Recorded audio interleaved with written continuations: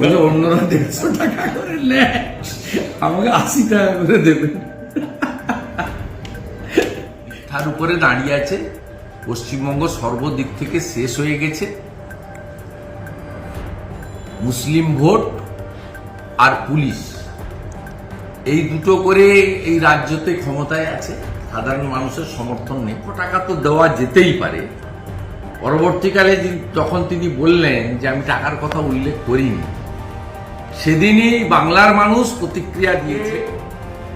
ফাঁসির বিধান দিয়ে আইন আনা হলো, সেদিন মাননীয় মুখ্যমন্ত্রীকে তার বক্তব্যের সময় তিনি যখন বলছিলেন যে মহিলাদের রাত্রে কম ডিউটির জন্য রাত্রি সাথী আনা হয়েছে, প্রতিবাদটা তো আমাদের বেঞ্চ থেকে গণতন্ত্র যে বিপন্ন আর মমতা ব্যানার্জি তৃণমূল কংগ্রেসের যে একমাত্র টার্গেট বিজেপি, এটা বারে বারে প্রমাণিত। আপনাদের মনে আছে আরজিকর ইনসিডেন্টের পরে 14ই আগস্ট যে রাত্রিবেলা পুলিশের আপনার নিষ্ক্রিয়তার জন্য যে ঘটনা ঘটেছিল, তারপরে আপনার একটি মহিলা পুলিশের ছবি কলকাতা পুলিশ এবং রাজ্য পুলিশের হ্যান্ডেল থেকে দেওয়া হয়েছিল। সেই মহিলা পুলিশ তার ট্রেনিং সমাপ্ত না হওয়ার পরেও তাকে কিন্তু ওই দিন মিডনাইটে 14 আগস্ট আপনার ডিউটিতে আরজি করে পাঠানো হয়েছে। আমি তো ছবি দিয়ে প্রমাণ করেছি, তার উত্তর কলকাতা পুলিশ রাজ্য পুলিশ দিতে পারেনি, এবং ওই মাননীয় মহিলা পুলিশের হাতে একটি জখম হয়েছিল। জখমটা তৃণমূলের গুন্ডারাই করেছিল, যারা আরজিকর এমার্জেন্সি ভাঙতে এসেছিল, সেমিনার রুমকে ভাঙতে এসেছিল, তারাই মেরেছিল, কোনো জুনিয়র ডাক্তাররা বা অন্য কেউ করেনি। সেদিনই আমি এটা সামনে এনেছিলাম, তাতে সেটা তো প্রমাণ হয়ে গেছিল। এবারে তার বৈধতাটা সরকার করে দিল যে ট্রেনিংও করবে, ডিউটিও করবে। এবং হসপিটালে সিভিক ভলেন্টিয়ার্স যে নিয়োগের এজেন্সির মাধ্যমে বিষয়টা, সেটা তো আমার নতুন করে অভিযোগ করার কিছু দরকার নেই। আপনি সুপ্রিম কোর্টে অনারেবল চিফ জাস্টিসের লাইভ ভিউ দেখেছেন লাস্ট হিয়ারিং এর দিন। সেখানে কথা উঠেছে, এই সঞ্জয় রায়ও তো সিভিক ভলেন্টিয়ার, সেখানে কথা উঠেছে, এবং মাননীয় কপিল সিব্বাল যিনি রাজ্য সরকারের লয়ার, তাকে বলতে হয়েছে রাত্রি সাথী স্কিমকে আমরা প্রত্যাহার করে নিচ্ছি। এবং এই প্রতিবাদটা তো আগে আমি অ্যাসেম্বলিতে করেছিলাম, যেদিনকে ফাঁসির বিধান দিয়ে আইন আনা হলো, সেদিন মাননীয় মুখ্যমন্ত্রীকে তার বক্তব্যের সময় তিনি যখন বলছিলেন যে মহিলাদের রাত্রে কম ডিউটির জন্য রাত্রি সাথী আনা হয়েছে, প্রতিবাদটা তো আমাদের বেঞ্চ থেকেই উঠেছিল।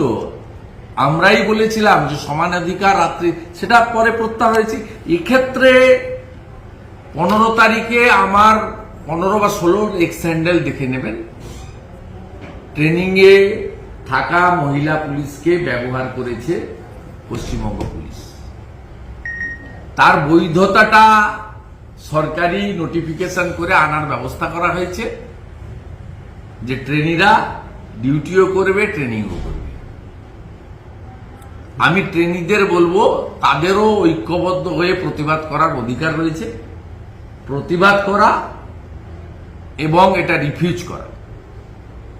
মুখ্যমন্ত্রী বলছেন যে বর্ধমান থেকে তিনি ফেরার সময় দেখেছেন রাস্তার দুপাশে শিল্পই শিল্প, টোটালটাই শিল্প হয়ে গেছে, কোনো জমি ফাঁকা নেই। না, এটা মুখ্যমন্ত্রী শুধু নয়, মুখ্যমন্ত্রীর যারা অনুগামী তারা অনেক আগেই বলেছেন। হুগলির যিনি তৃণমূলের প্রার্থী ছিলেন, তিনি যখন ভোটে প্রার্থীপদ পেয়েছিলেন, পরে এমপি হয়েছেন, তিনি শুধু কুইন্টাল কুইন্টাল জল এবারে বলেছেন তা নয়, তিনি এর আগে বলেছেন আমি গোটা ধোঁয়া দেখতে দেখতে এসেছি। সেটা পাউরুটি ফ্যাক্টরির ধোঁয়া, না ইট ভাটা টালি ভাটার ধোঁয়া, না চা দোকানের ধোঁয়া, না টায়ারের রিসোল্ডিং এর ধোঁয়া, সেটা আমি জানি না। বলেছেন, অতএব ওনার সাংসদ বলেছেন যখন তখন মাননীয় মুখ্যমন্ত্রীকেও সেটা স্বীকৃতি দিতে হবে, তাই তিনি বলছেন মিথ্যার উপরে দাঁড়িয়ে আছে। পশ্চিমবঙ্গ সর্বদিক থেকে শেষ হয়ে গেছে। মুসলিম ভোট আর পুলিশ এই দুটো করে এই রাজ্যতে ক্ষমতায় আছে। সাধারণ মানুষের সমর্থন নেই, ভোট হয় না, মানুষ ভোট দিতে পারে না, গণতান্ত্রিক অধিকার নেই।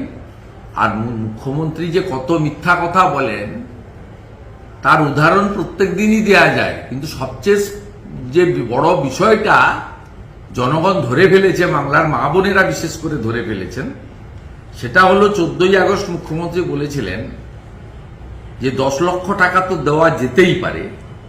পরবর্তীকালে যখন তিনি বললেন যে আমি টাকার কথা উল্লেখ করিনি, সেদিনই বাংলার মানুষ প্রতিক্রিয়া দিয়েছে সোশ্যাল মিডিয়াতে, ইউটিউবে, মেনস্ট্রিম মিডিয়াতে এবং জনে জনে, যে এত বড় মুখ্যমন্ত্রী, মিথ্যাবাদী মুখ্যমন্ত্রী, জনপ্রতিনিধি স্বাধীনতার পরে আমাদের দেশে আর আসেনি।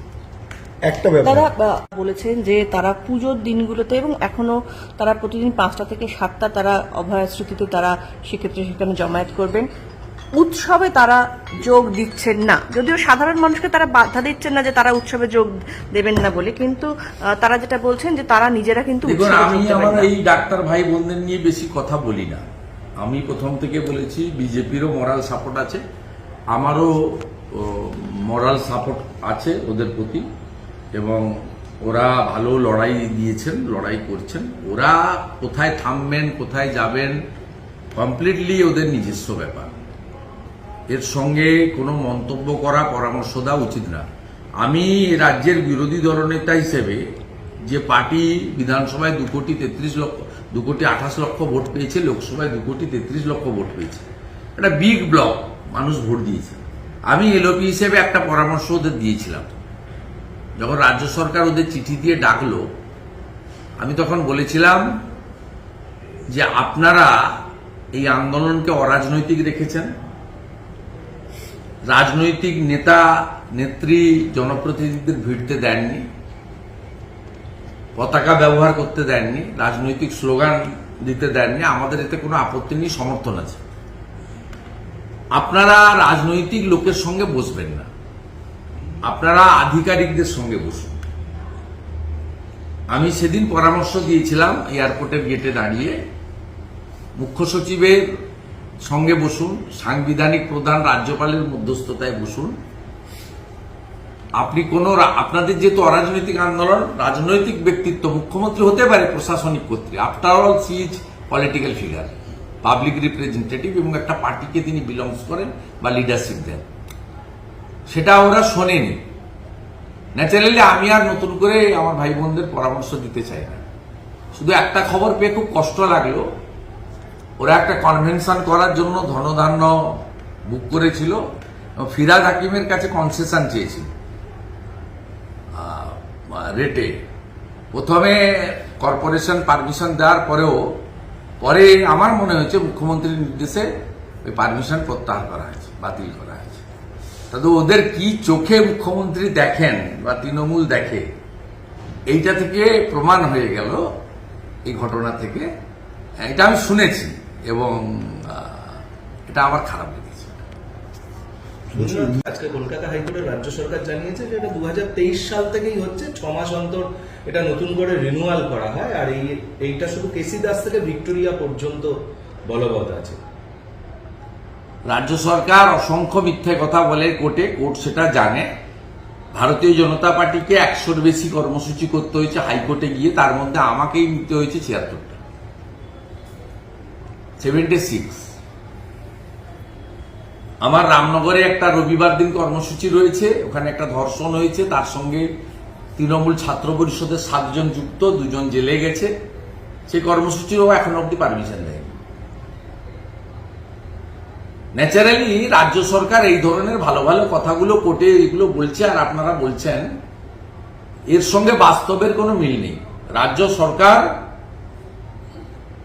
বিরোধীদের কণ্ঠরোধ করে এবং রাজ্য সরকার প্রধান বিরোধী দল বিশেষ করে বিজেপিকে কোনো কর্মসূচি করতে দেয় না। শ্যামবাজারের ধর্ণা বলুন, হাজরাতে 200 জন নিয়ে মিটিং বলুন আর ধর্মতলার ধর্ণা বলুন, সব জায়গায় কোর্ট থেকে অনুমোদন নিয়ে আমাদেরকে পারমিশন নিয়ে করতে হয়। এমনকি সন্দেশখালিতে বিরোধী দলনেতাকে ঢুকতে গেলে 3 বার হাইকোর্টে যেতে হয় এবং হাইকোর্টের ডিভিশন বেঞ্চের অর্ডার আসা পর্যন্ত ওনাকে দাঁড় করিয়ে রাখা হয়, আমাদের মাটিতে রাস্তায় বসে থাকতে হয়।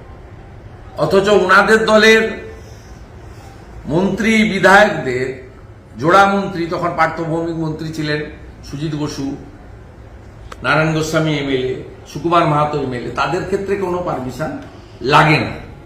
এতে পশ্চিমবঙ্গে গণতন্ত্র যে বিপন্ন, আর মমতা ব্যানার্জি তৃণমূল কংগ্রেসের যে একমাত্র টার্গেট বিজেপি, এটা বারে বারে প্রমাণিত হয়েছে। সিপিএম এর এসব লাগে না, সিপিএম এর সঙ্গে ওদের সেটিং আছে, ওদের সিপিএম এর পারমিশন ছাড়াও প্রোগ্রাম করতে পারে, দরকার হলে প্রোগ্রামের জন্য পুলিশের ব্যবস্থাও থাকে।